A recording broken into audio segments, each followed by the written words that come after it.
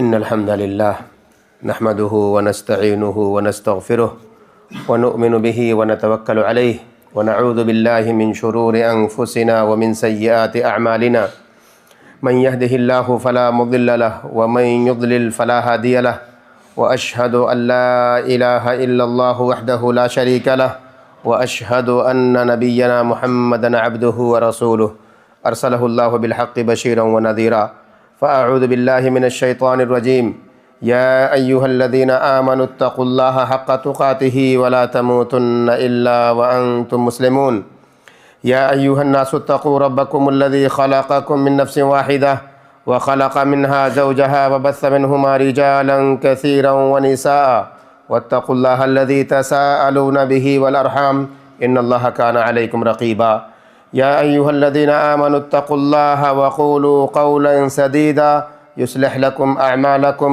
ويغفر لكم ذنوبكم ومن يطع الله ورسوله فقد فاز فوزا عظيما أما بعد فإن خير الحديث كتاب الله وخير الهدي هدي محمد صلى الله عليه وسلم وشر الأمور محدثاتها وكل محدثة بدعة وكل بدعة ضلالة وكل ضلالة في النار فأعوذ بالله من الشيطان الرجيم والله جعل لكم من بيوتكم سكنا۔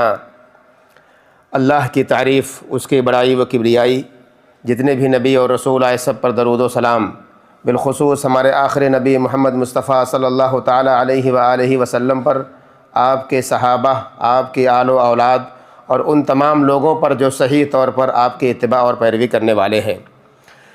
حضرات گرامی، اللہ رب العالمین نے انسان پر بہت ساری نعمتیں نچھاور فرمائی ہیں۔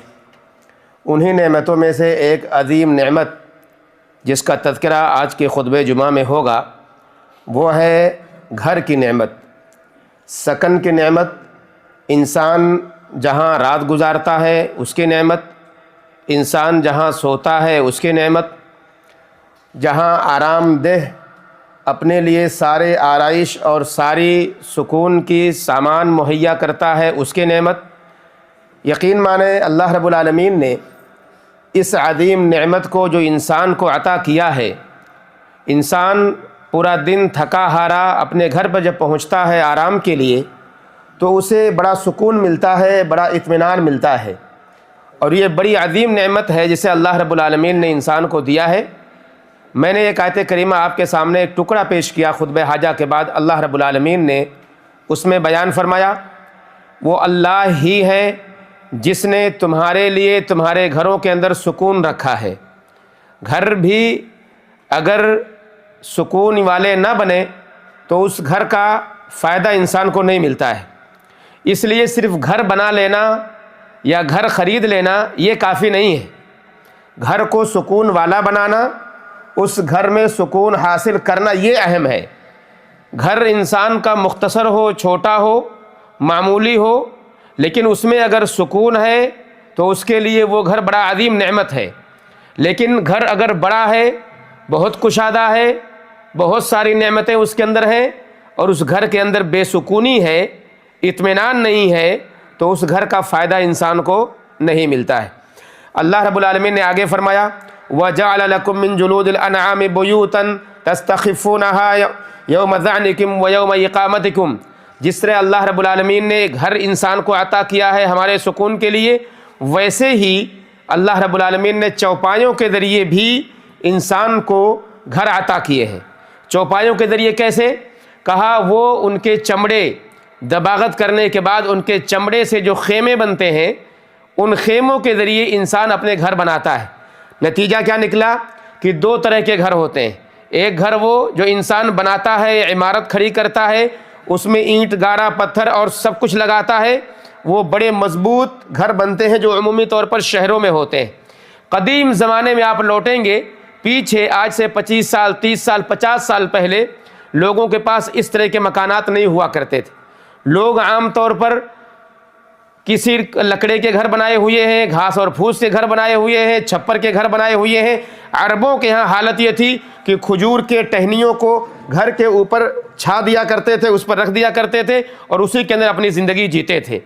تو ایک گھر وہ ہو گیا جو بڑے اطمینان سے انسان رہتا ہے، جس کے اندر ساری آرائش دنیا کی ہوتی ہے، اور ایک گھر جو خیموں کا گھر، جو عام طور پر صحراؤں کے اندر رہنے والے لوگ، جو بہت دور دور قریوں کے اندر رہنے والے لوگ، جن کے پاس اپنے مکانات نہیں ہوتے ہیں، جو خانہ بدوش ہوتے ہیں، جو یہاں وہاں منتقل ہوتے رہتے ہیں تلاش رزق میں، شکار کی تلاش میں. آج بھی ایسی قومیں موجود ہیں جو آپ دیکھیں گے دیہات وغیرہ میں، آپ یہیں جائیے صحرا میں دیکھیے، ایسے بہت سے لوگ آباد ہوں گے جن کے پاس گھر نہیں ہے، لیکن انہوں نے خیمے ڈال کر انہوں نے گھر بنائے ہوئے ہیں اور پوری زندگی اسی میں جی لیتے ہیں.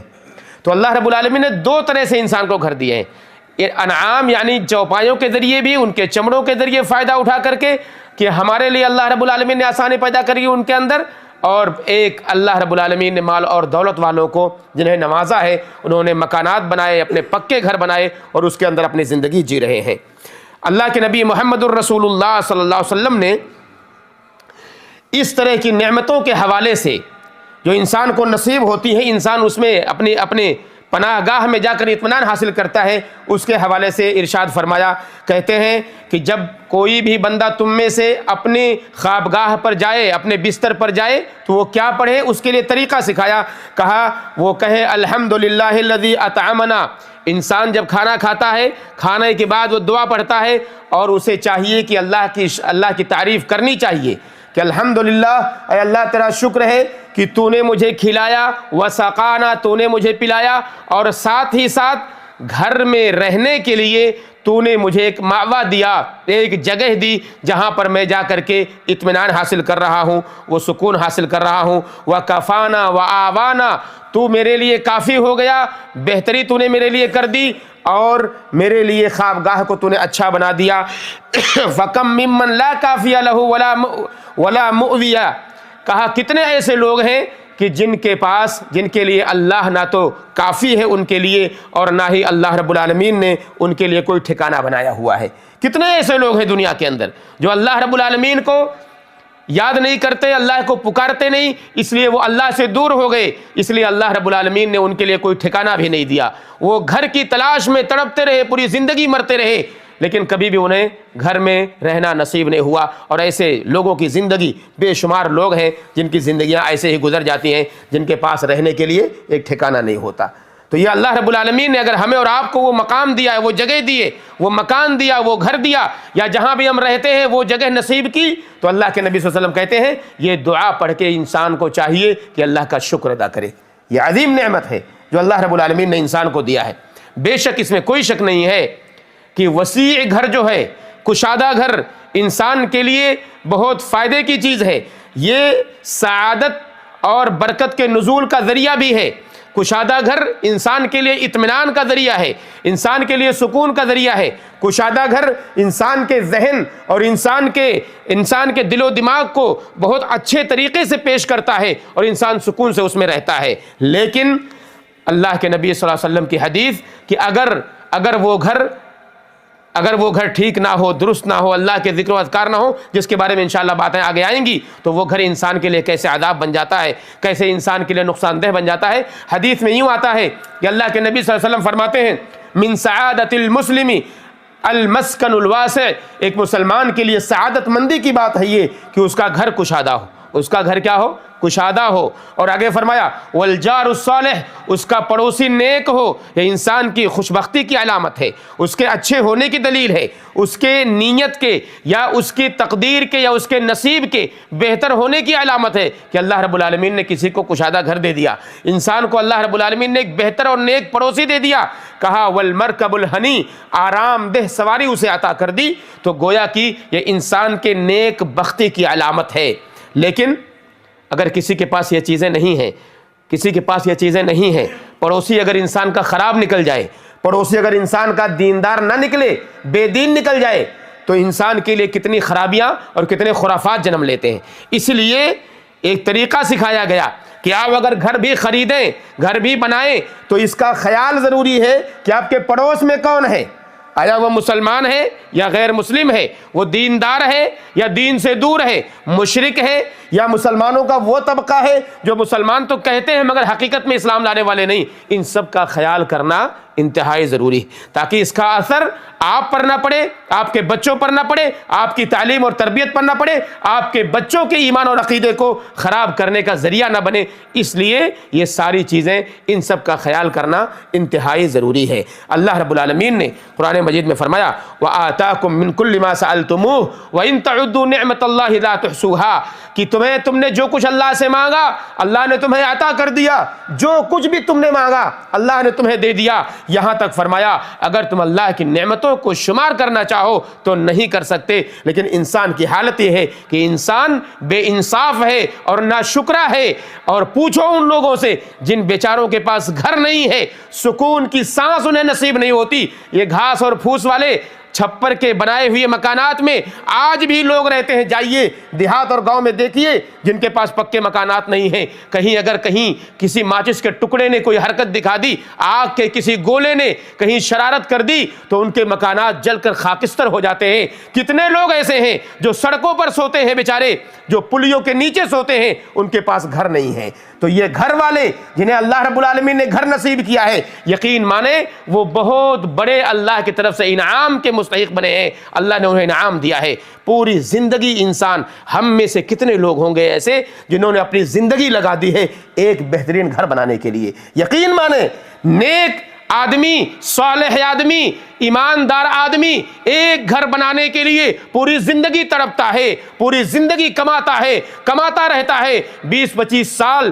گزارنے کے بعد جب ایک گھر بناتا ہے اور جب وہ گھر تیار ہوتا ہے، ایسے لوگوں کو میں نے دیکھا ہے، میں نے سنا ہے کہ ان میں گھر کے اندر سونا بھی نصیب نہیں ہوتا، زندگی سے چل بستے ہیں، ان کی وفات ہو جاتی ہے۔ کتنے لوگوں کو دیکھا گیا ہے ان کے گھر تیار ہوئے، تھوڑی سی کسی غلطی کی وجہ سے حکومتوں نے ان کے گھر کو تباہ کر دیا، ان کے گھر کو اجاڑ دیا، ان کے گھر پر بلڈوزر چلا دیے، ان کے گھر کو برباد کر دیا، توڑ دیا۔ چند منٹوں کے اندر یہ بھی نہیں سوچا کہ اس بیچارے نے پوری زندگی بھر کی کمائی اس کے اندر لگائی ہوئی ہے۔ تو اللہ رب العالمین نے اگر کسی کو گھر نصیب کیا ہے تو یقین مانا یہ بہت بڑی سعادت مندی انسان کو ملی ہے۔ یہ گھر جہاں پر انسان سکون حاصل کرتا ہے، یہ گھر جہاں پر انسان اطمینان حاصل کرتا ہے۔ آئیے دیکھیے اس کا شکریہ انسان کیسے ادا کرے گا۔ اگر کسی کو اللہ نے دیا ہوا ہے تو سب سے عظیم، سب سے بڑا طریقہ شکریہ کی ادائیگی کا اللہ رب العالمین کے لیے یہ ہے کہ اس گھر کے اندر اللہ کے ذکر و اذکار ہوں، گھر کے اندر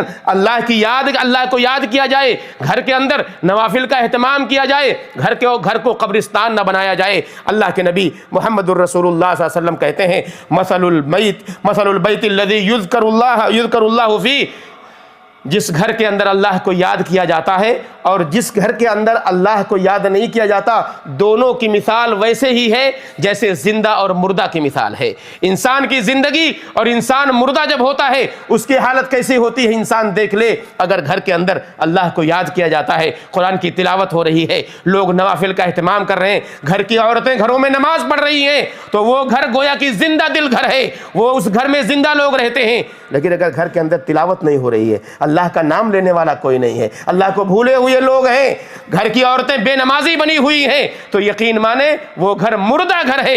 انسان گرچہ جی رہا ہے مگر اللہ کو نہ یاد کر کے اس نے اس بات کا ثبوت دیا ہے کہ یہ مردہ لوگ یہاں رہتے ہیں، یہاں پہ زندہ لوگ نہیں رہتے ہیں۔ اس لیے مسلمانوں، اللہ کو یاد کرنے والا گھر بنائیے، اللہ کے ذکر و اذکار کرنے والا گھر بنائیے، اور ساتھ ہی ساتھ انسان کو چاہیے کہ اگر برکت حاصل کرنی ہے تو اس گھر کے اندر اللہ رب العالمین برکت نصیب کرتا ہے۔ جس گھر کے اندر بندہ اللہ رب العالمین کو یاد کرتا ہے، اللہ رب العالمین کو یاد کرتا ہے، لوگوں پر سلام کرتا ہے جب اس میں داخل ہوتا ہے، جب وہ کھانا کھاتا ہے تو اللہ رب العالمین کی تعریف کرتا ہے، اللہ رب العالمین کی بڑائی بیان کرتا ہے، بسم اللہ کر کے کھانا کھاتا ہے۔ حدیث میں آتا ہے کہ ایک بندہ جب گھر کے اندر داخل ہوتا ہے اور اور اسی طرح سے کہا اللہ کو یاد کرتا ہے داخل ہوتے وقت اور کھاتے وقت اللہ کو یاد کرتا ہے، بسم اللہ کہتا ہے، تو شیطان کہتا ہے اپنے رفقا کو، اپنے ساتھیوں کو کہ آج تمہارے لیے اس گھر میں کوئی جگہ نہیں ہے، رہنے کے لیے ٹھہرنے کے لیے کوئی جگہ نہیں ہے، بسم اللہ کر لیا ہے اس نے، اللہ کو یاد کر لیا ہے، اس لیے تمہارے لیے کوئی جگہ نہیں ہے۔ کھاتے وقت اگر بسم اللہ کہہ لیا تو وہ شیطان کہتا ہے تمہارے لیے کھانا بھی نہیں ہے۔ لیکن اگر انسان بسم اللہ نہیں کہا، گھر میں داخل ہو گیا، گھر کا کھانا کھایا, بسم اللہ نہیں کہا, تو شیطان اپنے ساتھیوں سے کہتا آ جاؤ تمہارے لیے آج جگہ مل گئی ہے رہنے کے لیے اس گھر کے اندر, اور کھانے کے لیے بھی تمہیں جگہ مل گئی ہے. یہ حدیث ہے. مسلمانوں, اہتمام کیا جائے اللہ رب العالمین اور اس کے رسول صلی اللہ علیہ وسلم کے بتائے ہوئے طریقوں کو اپنا کر کے گھر کو جنت بنایا جائے, اس گھر کے اندر اللہ کو یاد کیا جائے تاکہ گھر میں شیطان کا داخلہ منع ہو جائے. اور اسی طرح سے ہمیں چاہیے کہ ہم جب گھر کے اندر داخل ہو تو گھر والوں پر سلام کریں. اللہ نے فرمایا فَإِذَا دَخَلْتُمْ بُيُوتًا فَسَلِّمُوا عَلَىٰ أَنفُسِكُمْ, جب تم گھروں میں داخل ہو تو سلام کرو. یہ بھی ہماری بدنصیبی ہے, ہماری بے تعلیمی ہے, تعلیم سے دوری ہے, تربیت نہ ہونے کا نتیجہ ہے. ہم نے اپنے بچوں کو بھی نہیں سکھایا ہے. بچے بھی گھروں میں داخل ہوتے ہیں سلام نہیں کرتے ہیں, ہم بھی گھروں میں داخل ہوتے ہیں سلام نہیں کرتے ہیں. تھکے ہارے آتے ہیں, سمجھتے ہیں ہم نے دنیا بھر کا پہاڑ توڑ لیا ہے. گھر میں جا کر کے سلام کیوں نہیں کرتے ہیں آپ؟ اپنی بیویوں سے, اپنے بچوں سے سلام کیجئے. یہ طریقہ سکھایا گیا ہمیں اور آپ کو. آپ گھر میں, ہم اور آپ یہاں رہتے ہیں, اگر تنہا ہے, آپ کے گھر میں آپ کے روم میں بہت سارے لوگ رہتے ہیں, آپ ان پر سلام کیجئے. آپ داخل ہوئیے سلام کیجئے.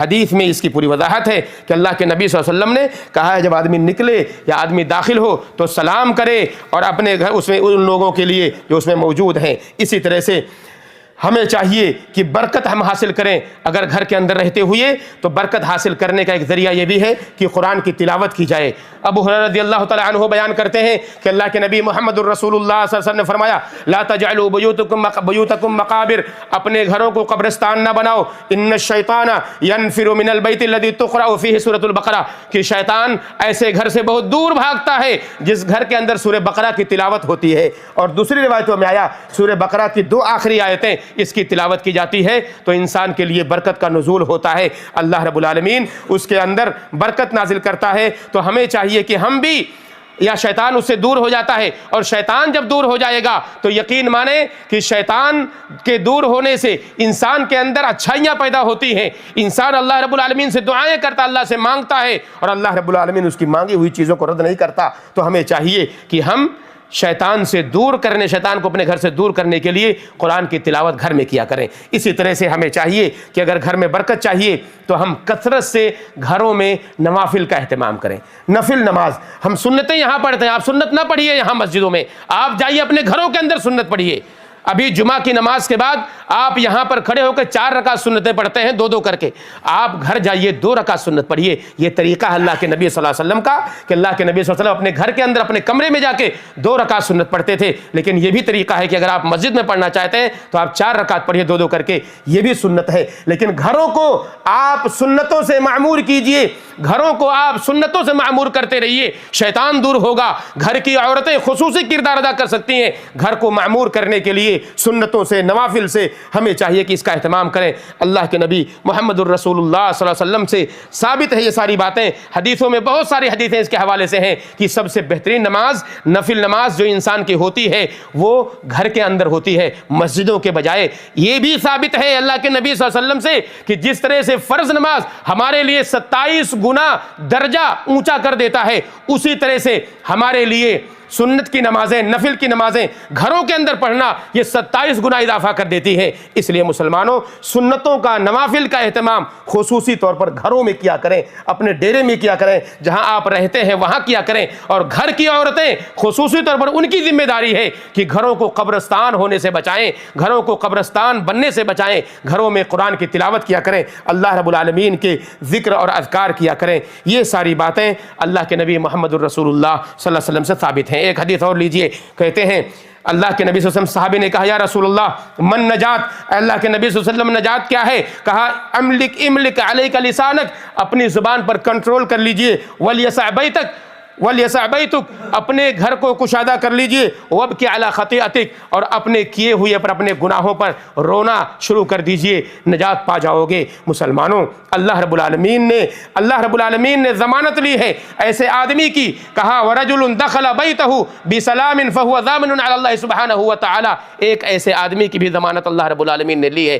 گارنٹی لی ہے ایسے آدمی کی کہ جو گھر کے اندر داخل ہوتا ہے اور گھر والوں پر سلام کرتا ہے, گھر والوں پر سلام کرنا شروع کر دیا. دیجئے. اگر کبھی کوتاہی ہو جائے تو آپ اس کوتاہی کو دور کر لیجئے. یہ گھروں کو معمور کرنے کا بہترین طریقہ ہے. اللہ سے دعا کریں کہ اللہ رب العالمین ہم سارے لوگوں کو اچھا بہترین گھر نصیب فرمائے, ہم سارے مسلمانوں کو اچھا رہنے کا ٹھکانہ نصیب فرمائے, ہم سارے مسلمانوں کو ایک اچھی ایسی جگہ دے جہاں پر تیرا ذکر و اذکار ہو رہا ہو. اے اللہ تو ہمیں اپنے گھروں کو تیرے ذکر سے معمور کرنے کی توفیق عطا فرما. اے اللہ تو ہمارے گھروں کو اچھائیوں کے ساتھ رکھنے کی توفیق عطا فرما. تیرے ذکر, تیرے اذکار, تیری تسبیح, تیری تحمید گھر والا بنا دے. اے اللہ ہمارے بچوں کو توفیق دے کہ تیرے گھر کے اندر رہتے ہوئے, اپنے گھروں کے اندر رہتے ہوئے تجھے یاد کرنے والے بن جائیں. ہماری بیویوں کو اس لائق بنا دے کہ تیرے قرآن کی تلاوت کیا کریں, تیرے کلام کی تلاوت کیا کریں اور گھروں میں نمازیں ادا کیا کریں. اے اللہ ہم سب کو گھروں میں نوافل پڑھنے کی توفیق عطا کر دے. اے اللہ گھر کا اہتمام کرنے کی توفیق عطا کر دے. اے اللہ سارے مسلمان جو بے گھر ہیں, جن کے پاس مکانات نہیں ہیں, اے اللہ رب العالمین اپنے فضل و کرم سے انہیں مکانات نصیب کر دے, انہیں ایک اچھا گھر, کشادہ گھر نصیب کر دے, بہترین گھر انہیں نصیب کر دے. اے اللہ ہمارے جو بھائی بیمار ہیں انہیں شفا دے دے, جو لوگ قرض دار ہیں انہیں قرض سے نجات دے دے. اے اللہ جو لوگ پریشان حال ہیں ان کو پریشانی سے نجات دے دے. جب تک ہمیں زندہ رکھ اسلام پر, خاتمہ ہو تو ایمان پر ہو. آمین رب العالمین. وصلی اللہ وسلم علی نبینا محمد وعلی آلہ وصحبہ اجمعین. السلام علیکم ورحمۃ اللہ وبرکاتہ. ناظرین اکرام, اسلامک ٹی وی اس چینل کو ابھی تک جنہوں نے سبسکرائب نہیں کیا ہے, برائے مہربانی اس چینل کو سبسکرائب ضرور کریں اور ہر دن کی اپڈیٹ کے لیے اس کے ساتھ ہی ایک بیل, ایک گھنٹی کا نشان آئے گا, اسے آپ ضرور پریس کریں اور اسے دبا کر آپ ہمارے ساتھ تعاون فرمائیں. جزاک اللہ خیر. السلام علیکم ورحمۃ اللہ وبرکاتہ.